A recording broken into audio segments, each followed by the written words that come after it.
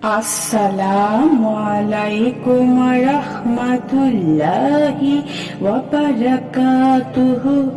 সুপ্রিয় সম্মানিত দর্শক ও শ্রোতা, আশা করি মহান রব্বুল আলামিনের দয়ায় আপনারা সকলেই ভালো আছেন। সুপ্রিয় সম্মানিত দর্শক ও শ্রোতা, তাড়াতাড়ি দোয়া কবুলের একটি সিক্রেট আমল। আমরা সবাই চাই আমাদের দোয়াটা যেন তাড়াতাড়ি কবুল হয়ে যায়। তো আমি আপনাদেরকে আজকে শিখিয়ে দেব যে তাড়াতাড়ি দোয়া কবুলের কয়েকটি সিক্রেট আমল। তো চলুন আর কথা না বাড়িয়ে আমরা বিষয়বস্তুর দিকে যাই। আমরা যখন দোয়া করি তখন দোয়ার শুরুতে আমরা প্রথমে কি করি? দোয়ার শুরুতে আমাদেরকে প্রথমে যেটা করতে হবে সেটা হচ্ছে আল্লাহ তাআলার প্রশংসা করতে হবে। তারপর রাসূল সাল্লাল্লাহু আলাইহি ওয়াসাল্লামের প্রতি দুরূদ পেশ করতে হয়। তারপর আমরা যেটা করি সেটা হচ্ছে আমরা সরাসরি দোয়া করতে শুরু করে দেই। আমরা আল্লাহকে বলি আমাদের যে জিনিসগুলো প্রয়োজন, যে কারণে আমরা দোয়া করছি সেগুলো আল্লাহ তাআলাকে বলতে শুরু করে দেই। আর ভুলটা আমরা এখানেই করি। আমরা যখন দোয়া করব, দোয়ার শুরুতে যদি আমরা একটা সিক্রেট কাজ করি তাহলে আশা করা যায় ইনশাআল্লাহ আমাদের দোয়াটা দ্রুত কবুল হয়ে যাবে। আর সেটা হচ্ছে দোয়ার শুরুতে আমরা আমাদের প্রয়োজনটা আল্লাহর কাছে না চেয়ে আমরা লাইফে যত ভুল করেছি, যেমন আপনি অনেক পাপ করেছেন বা নির্দিষ্ট এমন কিছু পাপ আছে যেটা আপনি অনেক বেশি করেছেন, এমনিতে সাধারণ পাপগুলো বাদ দিয়ে নির্দিষ্ট কিছু পাপ থাকে মানুষের জীবনে। তো ওই পাপ তাকে আপনি উল্লেখ করে আল্লাহকে বলবেন যে আল্লাহ, আমার মতো খারাপ বান্দা পৃথিবীতে আর কেউ নেই। আমি জীবনে অনেক পাপ করেছি আর সেটা তুমি আমার চাইতে অনেক বেশি ভালো জানো, এবং এই পাপগুলো আমাকে করার জন্য কেউ বাধ্য করেনি।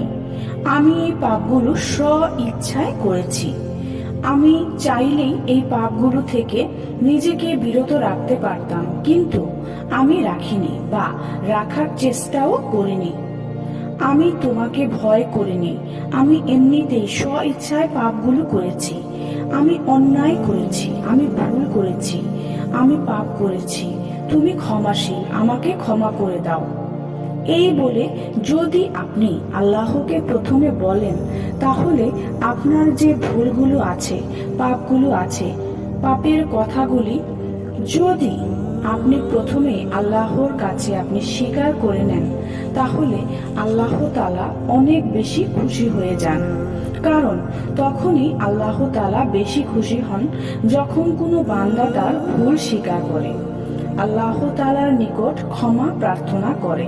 তো আপনি প্রথমে আল্লাহ তাআলার প্রশংসা করে আল্লাহ তাআলাকে খুশি করলেন, তারপরে নিজের ভুলগুলো স্বীকার করে আল্লাহর নিকট ক্ষমা প্রার্থনা করলেন।